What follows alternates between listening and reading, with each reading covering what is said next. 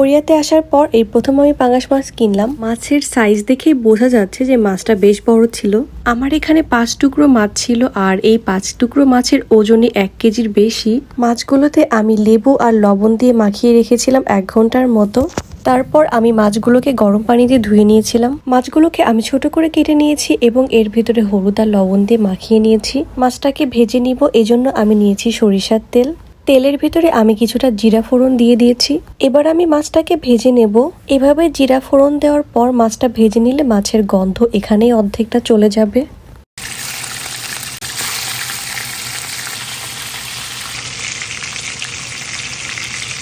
ভাজা মাছগুলোকে এবার আমি তুলে নিব। পাঙাশ মাছ রান্না করার জন্য আমি একটা মশলা তৈরি করেছি।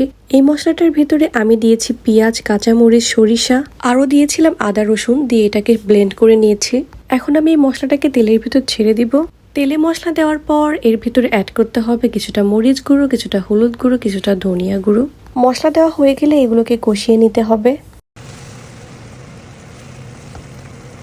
কষানো হয়ে গেলে আমি মাছগুলো ছেড়ে দিব। মাছগুলো কষানো হয়ে গেলে আমি এতে দিয়ে দিব একটু জিরা গুঁড়ো আর একটু গরম মশলা গুঁড়ো।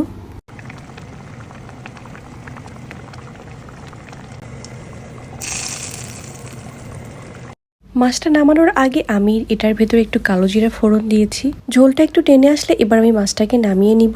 এই ছিল আজকের ভিডিও। সবাই ভালো থাকবেন, সুস্থ থাকবেন। আল্লাহ হাফেজ।